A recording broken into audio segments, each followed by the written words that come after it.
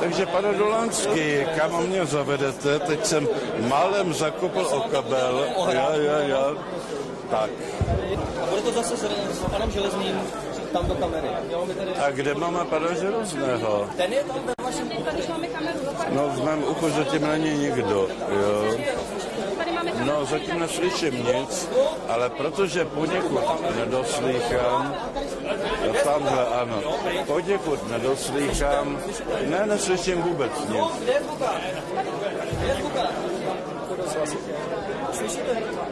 Málo, slabě, ať to zasílí, jo? Ať to zasílí. Strašně málo. Takhle? Jo. Je to lepší.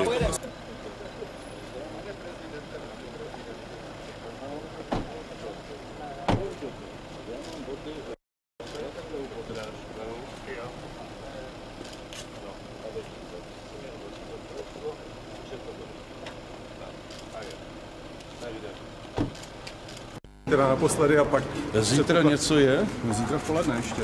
No tak oni jako obvykle špatně informovaní poradci mě říkali, že to zítra není. Tak uvidíme. Možná jsem špatně informován, já vaši poradci ví. Pojďte si sednout tady. Dobře.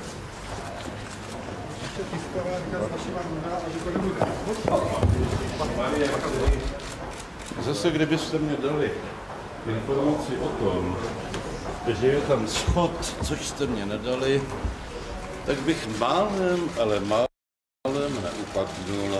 Naštěstí jsem se zachránil. Děkuji všem, kdo mě nepomohli. Tak. Takže, pane řediteli, kde máme popelníček? Už jsem pro něj poslal. Zjistil jsem pouze, když jsem k vám přicházel do studia, že jsem zakopnul na vašich schodech a nikdo z ochranky mě nezachránil, tedy musel jsem se zachránit sám.